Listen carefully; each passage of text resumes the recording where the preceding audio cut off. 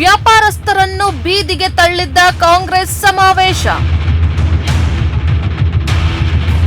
ತುಮಕೂರಿನಲ್ಲಿ ನಡೆದಿದ್ದ 3ನೇ ವರ್ಷದ ಸಮಾವೇಶ.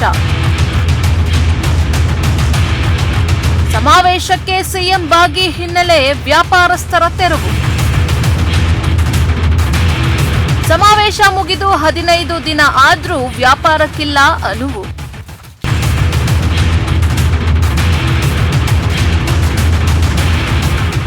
ತುಮಕೂರು ನಗರದಲ್ಲಿ ನಡೆದ ಸರ್ಕಾರದ 3ನೇ ವರ್ಷದ ಸಮಾವೇಶ ಇದೀಗ ಹೊಸ ವಿವಾದಕ್ಕೆ ಕಾರಣ ಆಗಿದೆ. ಸಮಾವೇಶದ ಹಿನ್ನೆಲೆಯಲ್ಲಿ ಎಪಿಎಂಸಿ ಮಾರ್ಕೆಟ್ ಸುತ್ತಮುತ್ತ ವ್ಯಾಪಾರ ಮಾಡ್ತಾ ಇದ್ದ ಸುಮಾರು 40 ರಿಂದ 50 ಸಣ್ಣ ವ್ಯಾಪಾರಸ್ಥರನ್ನು ಮಹಾನಗರ ಪಾಲಿಕೆ ತೆರವುಗೊಳಿಸಿದ್ದು ಅವರ ಬದುಕೆ ಸಂಕಷ್ಟಕ್ಕೆ ಸಿಲುಕಿದೆ ಎಂಬ ಆರೋಪ ಕೇಳಿಬಂದಿದೆ. ಸಮಾವೇಶ ಮುಗಿದು 15 ದಿನ ಕಳೆದರೂ ವ್ಯಾಪಾರಕ್ಕೆ ಅವಕಾಶ ನೀಡದ ಹಿನ್ನೆಲೆ ವ್ಯಾಪಾರಸ್ಥರು ಆಕ್ರೋಶವನ್ನು ಹೊರಹಾಕಿದ್ದಾರೆ.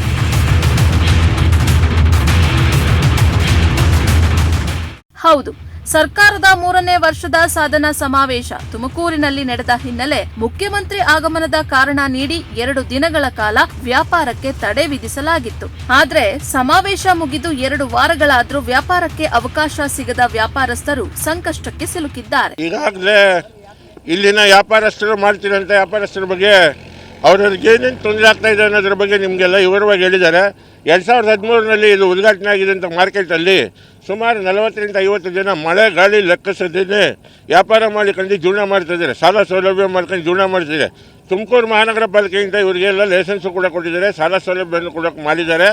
ಆದರೂ ಕೂಡ ಇವರಿಗೆ ಕಳ್ಳರುಗಳಿಗೆ ಟ್ಯಾಚರ್ ಕೊಟ್ಟಂಗೆ ದಿನನಿತ್ಯ ಟ್ಯಾಚರ್ ಕೊಟ್ಟು ವ್ಯಾಪಾರ ಮಾಡಿದಂಗೆ ಸುಮಾರು 15 ರಿಂದ 20 ದಿವಸ ಇವ್ರು ವ್ಯಾಪಾರ ಮಾಡಿದಂಗೆ ಬೀದಿ ಪಾಲು ಮಾಡಿದ್ದಾರೆ.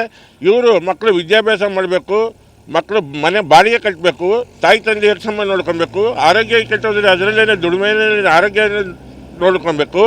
ಅಂಥ ಸಮಯದಲ್ಲಿ ಇವರಿಗೆ ಲೈಸೆನ್ಸು ಎಲ್ಲ ತುಮಕೂರು ಮಹಾನಗರ ಪಾಲಿಕೆಯವರು ಕೊಟ್ಟಿದ್ರೂ ಕೂಡ ವ್ಯಾಪಾರ ಮಾಡೋದಕ್ಕೆ ಅವ್ರಿಗೆ ಅವಕಾಶ ಮಾಡಿಕೊಡ್ತಿಲ್ಲ.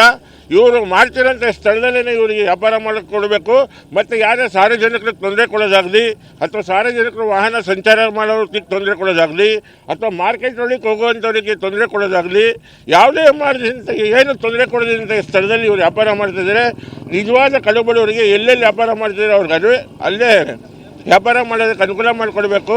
ಇವರೆಲ್ಲ ಮಶಾಣದಲ್ಲಿ ನಾವು ಜಾಗ ಕೊಡ್ತೀವಿ, ನೀವು ಇಲ್ಲಿಂದ ಖಾಲಿ ಮಾಡಿ ಅಂತ ಹೇಳ್ತಾರೆ. ಆ ಮಶಾಣ ತಾವು ಹೈ ಟೆನ್ಷನ್ನು ಲೈನ್ ಐತೆ, ಏನೇನು ಅನಾಹುತ ಆದರೆ ಹೆಚ್ಚು ಕಡಿಮೆ ಆದರೆ ಅದಕ್ಕೆಲ್ಲ ನೇರವಾಗಿ ತುಮಕೂರು ಮಹಾನಗರ ಪಾಲಿಕೆ ಕಮಿಷನರೇ ಹೊಣೆ ಹಾಕ್ತಾರೆ. ಏನು ವ್ಯಾಪಾರ ಮಾಡ್ತಾರೆ ಅದೇ ಸ್ಥಳದಲ್ಲಿ ಅವ್ರಿಗೆ ಗುರುತಿಸಿ ವ್ಯಾಪಾರ ಮಾಡೋಕ್ಕೆ ಅನುವು ಮಾಡಿಕೊಡ್ಬೇಕು. ಒಂದು ವೇಳೆ ಏನನ್ನ ಇವರು ಮಾಡ್ತಿರೋಂಥ ವಸ್ತುಗಳನ್ನು ಏನನ್ನ ತೆರವುಗೊಳಿಸಿ ತುಮಕೂರು ಮಹಾನಗರ ಪಾಲಿಕೆಗೆ ಏನನ್ನ ತುಂಬಿಕೊಂಡೋಗಿ ಅನೇಕಾರ ಮಾಡಿದ್ರೆ ಅದಕ್ಕೆ ದಂಡವನ್ನು ತುಮಕೂರು ಮಹಾನಗರ ಪಾಲಿಕೆ ಕಮಿಷನರನ್ನು ಕೊಡಬೇಕಾಗ್ತದೆ. ಸಹಕಾರದಿಂದ ನಾವು ಕೇಳ್ಕೊತಿದ್ದೀವಿ, ಮನವಿ ಮಾಡ್ಕೊತಿದ್ದೀವಿ.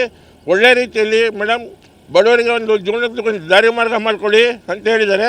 ಅದಕ್ಕೂ ತೀರಾ ಮೀರಿ ಏನನ್ನ ತೊಂದರೆ ಕೊಟ್ಟರೆ ಮಕ್ಕಳು ಮರಿ ಸಮೇತ ತುಮಕೂರು ಮಹಾನಗರ ಪಾಲಿಕೆಯಲ್ಲಿ ಉಪವಾಸ ಸತ್ಯಾಗ್ರಹವನ್ನು ಮಾಡ್ತೀವಿ ಅಂತ ಹೇಳಕ್ಕೆ ಬಯಸ್ತಿದ್ರು. ನಾವು ಇಷ್ಟು ವರ್ಷ ಇಲ್ಲೇ ವ್ಯಾಪಾರ ಮಾಡುತ್ತಿದ್ದೇವೆ, ಪಾಲಿಕೆಯಿಂದಲೇ ಪರವಾನಗಿ ಪಡೆದು ವ್ಯಾಪಾರ ಮಾಡ್ತಾ ಇದ್ದೀವಿ. ಈಗ ಏಕಾಏಕಿ ತೆರವು ಮಾಡಿ ಬೇರೆ ಕಡೆ ಹೋಗಿ ಅಂತಾರೆ. ನಮ್ಮ ಬದುಕು ಹೇಗೆ ಸಾಗಬೇಕು ಎಂದು ವ್ಯಾಪಾರಸ್ಥರೊಬ್ಬರು ತಮ್ಮ ಅಳಲು ತೋಡಿಕೊಂಡರು. ಇಲ್ಲೇನು ಸಮಸ್ಯೆ ಇಲ್ಲ, ಬಟ್ ಏನಂದ್ರೆ ಅವ್ರು ಬಂದು ಯಾಕೆ ಏನು ನೋಟಿಸ್ ಏನು ಜಾರಿ ಮಾಡಿಲ್ಲ ಎತ್ಕೊಳ್ಳಿ ಅಂತ ಅಂಗಡಿಗಳು. ಬಟ್ ನಾವಂದ್ರೆ ಇಲ್ಲಿ ಹಾರ್ಟ್ ಪೇಷಂಟ್, ನಾವು ವ್ಯಾಪಾರ ಮಾಡ್ಕೊಂಡಿದ್ವಿ. ಶುಕ್ರವಾರ ನಮಾಜಿ ಮಾಡ್ಕೊಂಡು ಅರ್ಧ ಗಂಟೆ ಹಾಕಿದ್ವಿ.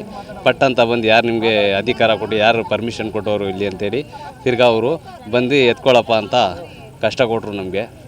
ನಾವು ವಾರಕ್ಕೆ ಹೆಂಗಿದ್ರು 200 ರೂಪಾಯಿ ನಿಮಗೆ ಟ್ಯಾಬ್ಲೆಟಿಗೆ ಬೇಕಪ್ಪ, ನೀವೆಲ್ಲೂ ಹೋಗಲ್ಲ ಸರ್ ಅಂತ ಹೇಳಿದ್ವಿ. ಯಾರಂತ ಹೇಳಿದ್ಕೆ ಯಾರು ನಿಮಗೇನು ಹೇಳಿಲ್ಲ, ನಾವೇ ಹಾಕ್ಕೊಡಿ ಅಂತ ಹೇಳಿದ್ವಿ ಅವ್ರಿಗೆ. ಅದರಿಂದಾಗಿ ನಮಗೆ ಮನೆ ಬಾಡಿಗೆ ಕಟ್ಟಬೇಕು, ಮಕ್ಕಳು ಫೀಸ್ ಕೊಡಬೇಕು. ಹೀಗೆ ತಿಂಗ್ಳಿಗೊಂದ್ಸಿ ಚೆಕಪ್ ಹೋದ್ರೆ 500 ರೂಪಾಯಿ 600 ರೂಪಾಯಿ ಬೇಕು. ಇಲ್ಲಿ ವ್ಯಾಪಾರ ಆಗಲೇ ಒಂದು 7-8 ವರ್ಷದಿಂದ ವ್ಯಾಪಾರ ಮಾಡ್ಕೊಂಡು ಇದ್ದೀವಿ ಸರ್. ನಾವಿಲ್ಲೇನೆ ಯಾರಿಗೇನು ತೊಂದರೆ ಕೊಟ್ಟಿಲ್ಲ. ರೋಡಿಗೆ ಇದೆ ಅಂತ ಹೇಳಿದ್ರು ಅವರು. ಇಲ್ಲ ಸರ್, ನಾವು ಸಾರ್ವಜನಿಕೇನು ತೊಂದರೆ ಕೊಡಲ್ಲ ಅಂತೇಳಿ ಅವ್ರ ಕಡೆಯಿಂದ ನಾವು ಕೇಳಿಕೊಂಡು ನೀಟಾಗಿ ಇಟ್ಕೊಂಡು ವ್ಯಾಪಾರ ಮಾಡ್ಕೊಂಡು.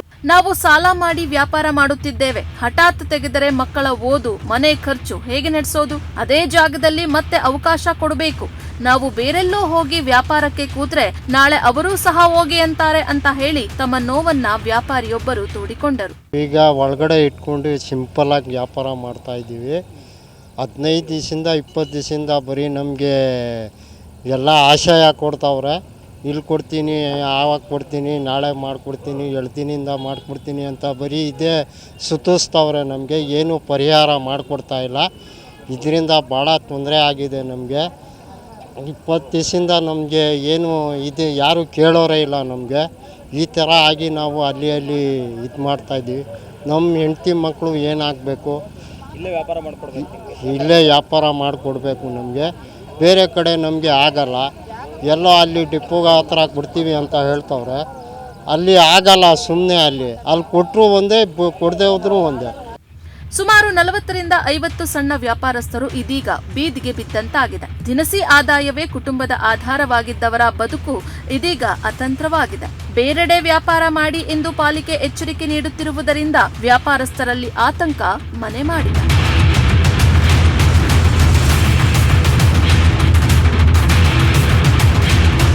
ಈ ಸಂಬಂಧ ಜಿಲ್ಲಾಡಳಿತ, ತುಮಕೂರು ಮಹಾನಗರ ಪಾಲಿಕೆ ಹಾಗೂ ತುಮಕೂರು ನಗರ ಶಾಸಕ ಜಿವಿ ಜ್ಯೋತಿ ಗಣೇಶ್ ಅವರಿಗೆ ವ್ಯಾಪಾರಸ್ಥರು ಮನವಿ ಸಲ್ಲಿಸಿದ್ದಾರೆ.